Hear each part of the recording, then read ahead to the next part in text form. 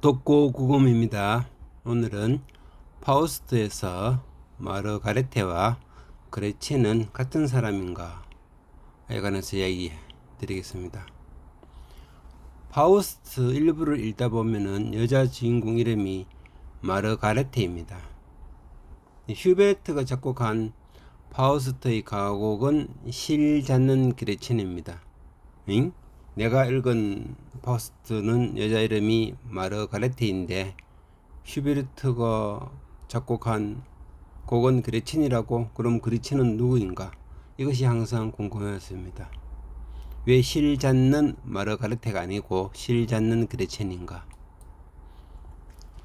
마르가레테는 이 마르가레테 이렇게 쓰고 영미권에서 여자 이름으로 많이 쓰이는 이름입니다. 뜻은 진주라는 뜻으로 고대 페르시아어에서 사용되었고 그리스어로 파생된 단어라고 합니다. 파생 이름으로서는 그레테, 그레첸, 마고, 맥은 그다음에 애칭으로 맥이, 매그, 메이지, 페이 등이 있다고 합니다. 결국 마르가레테와 그레첸은 같은 이름이라고 하는데, 그럼 도대체 왜 이렇게 같은 이름으로 이해되는가? 상당히 오랜 기간 동안 의문과 질문은 해결이 안 되어서 짜증이 났었는데, 최근에 이런 독일어 관련된 글을 읽다 보니 약간 이해가 됩니다. 파우스트 책을 읽어보면 다음 장면이 나오게 됩니다.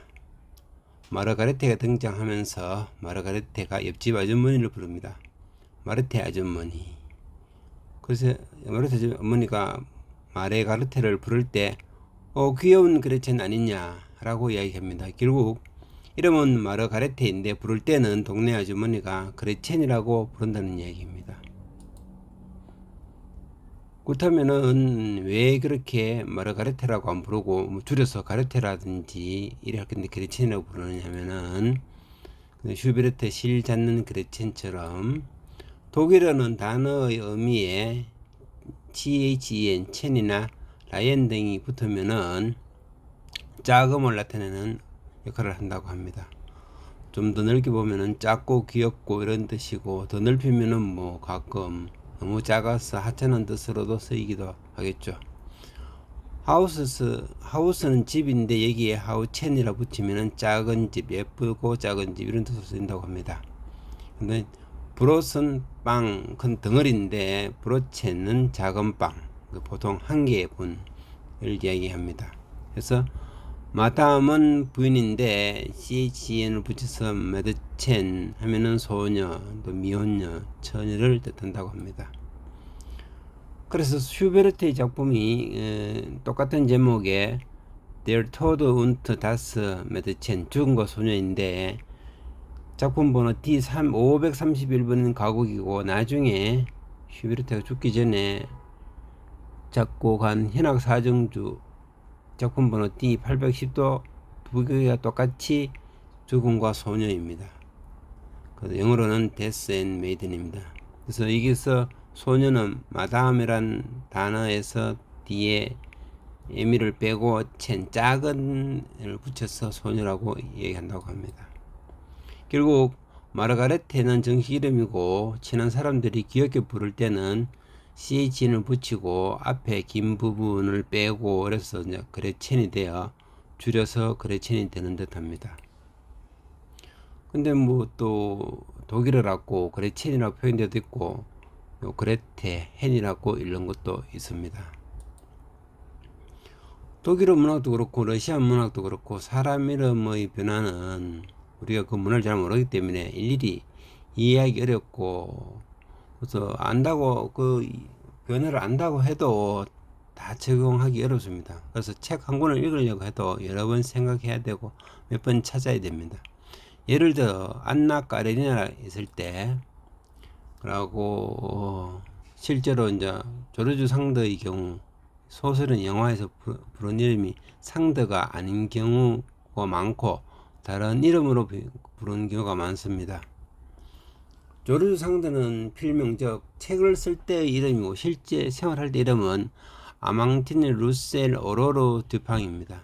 그래서 집에서 개인적으로 부를 때는 아망틴이나 오로르 등이 되겠고, 집안으로 불러줄 때는 듀핑이 됩니다.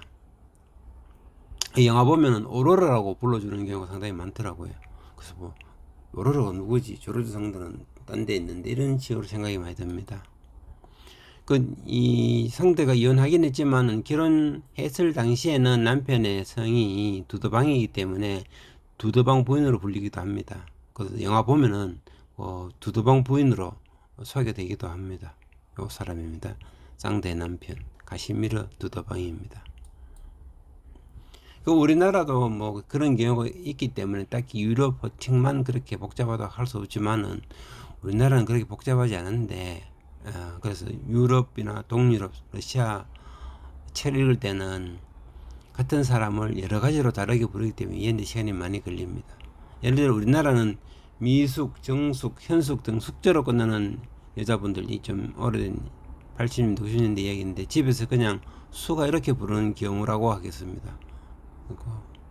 외국인들이 우리나라를 읽을 때는 수기가 도대체 누군지 헷갈릴 수도 있겠습니다.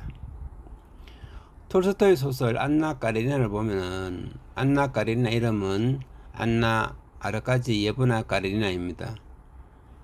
결혼해서 끝에 까레리나 성을 붙여서 까레리나가 되는데, 남편 성이 까레린입니다. 집안이기 때문에 여자라서 까레리나가 됩니다.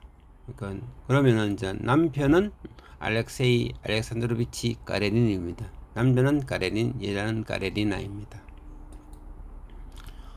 뮤지컬 안나 까레리나에서 후반부에 안나 아리아가 있는데, 그 아리아 이름이 아냐 오블론스키아입니다.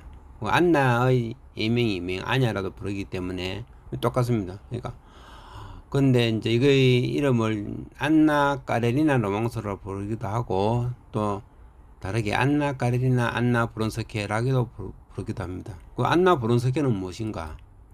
그러니까 안나 까레리나는 까레린의 부인으로 쓸 때 안나 까레리나고, 까레리나가 브론스키랑 결혼하고 싶었지만 결혼은 안 되고, 안나가 브론스키의 애를 낳게 됩니다. 그래서 자기는 브론스키의 부인이라서 안나 브론스키아다라고 표시되기도 합니다.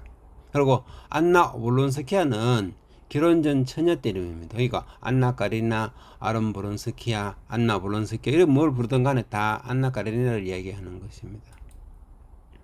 이런 점들을 잘 이해하면서 러시아, 독일, 동유럽의 문학을 이해하면 좋을 듯 합니다. 그렇지만 이런 것을 이해하는데 시간이 상당히 많이 걸렸습니다. 감사합니다.